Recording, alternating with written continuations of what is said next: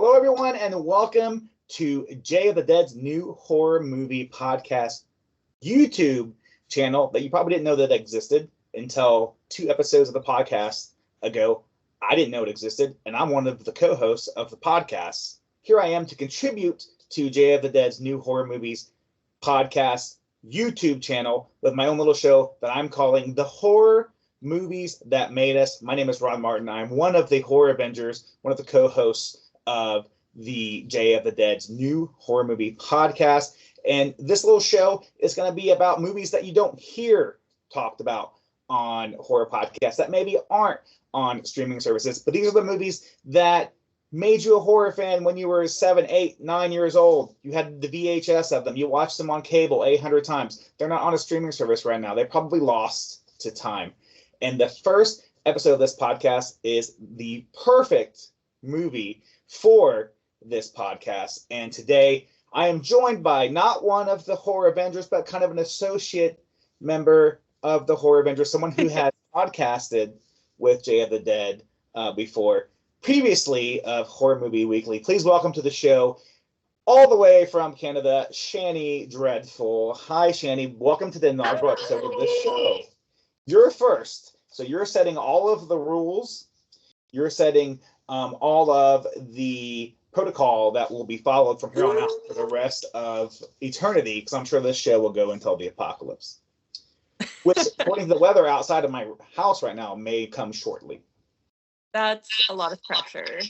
Yeah, I mean, it's a big deal. I didn't trust anyone else with this other than you. So, Channy, do you want to tell the folks on the YouTubes what movie we're going to be talking about tonight?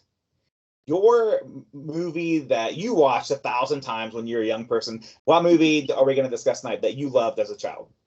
Okay, so a movie that I loved as a child that I feel is not talked about enough is a movie called When Good Ghouls Go Bad. When Good Ghouls Go Bad, and you have to say that slowly, because if you do not say it slowly, you will mess it up. And I have done that several times when trying to say it out loud, practicing for this particular show. When Good Ghouls Go Bad is a made-for-TV movie, right? Made for the Fox Family Channel, 13 Days of Halloween, 2001, when I was 74 years old, and you were just 4 years old. I believe that's correct. That's not true. I was 11.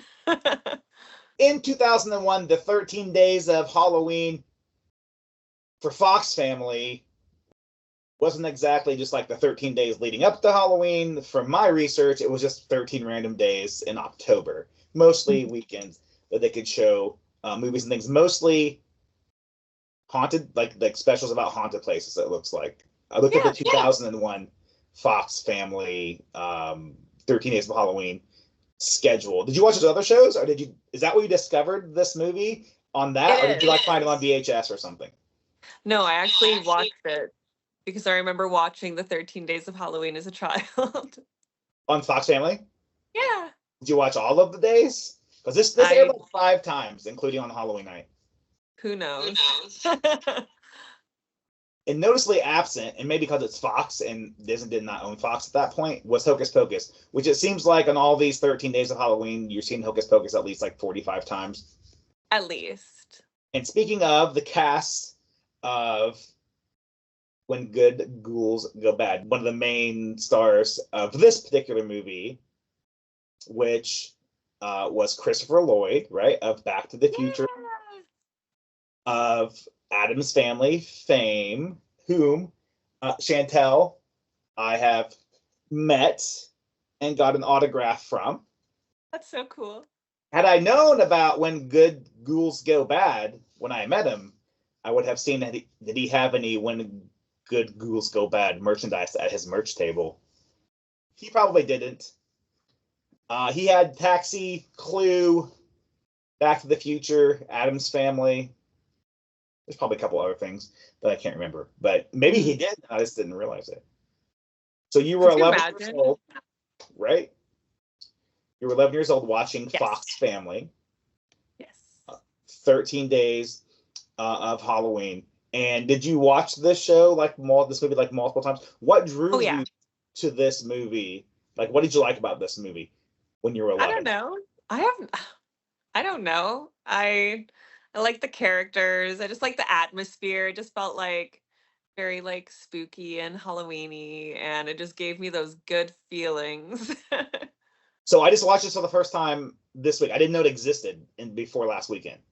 When I texted you and I said, "Hey, Chantel, like, what movie did you watch as a little kid that kind of made you a horror fan?" Let me ask you this before we get into the plot of the movie. Would you say this movie was instrumental in you being a fan of the genre as an adult? I was like already into like Halloween and like kind of like spookier things and stuff like that. And this one kind of encompassed all of the spookiness. And then it just gave me like good feelings at the same time. So I religiously watched it. Yeah, so it's definitely that Halloween kind of vibe, and it's what you would expect out of a made-for-TV Halloween movie. Mhm. I think so. You always have to have the new kid, right? Mhm. You know why you have a new kid in these sort of things, Chantel? So we can get introduced to all the other Yeah, so characters. the new kid is the surrogate for the audience. Mhm. We're learning everything through the new kid's eyes. The audience is learning it for the first time. Like, for example, in this particular movie, there's a scene where a bully character pulls a new kid aside and tells him the whole lore of the town. And that doesn't work if the kid's been living in the town the whole time, because the kid would just be like, "Why are you telling me this? Like, I know this." Like I know this. I grew up here. Like get out of here. Mhm. So let's go over the plot of the movie for a second. Tell me if I'm wrong, Chantel. But it seems like this movie takes place in Walker Falls, Minnesota. But I got a very definite like New England town vibe. So did I, right? It felt like it was supposed to be like Salem or something. Like Massachusetts or like Connecticut, Yeah. somewhere in there. But Midwest is also very scary. I live in the Midwest. It's a very scary place. I'm scared right now, actually, in my own home.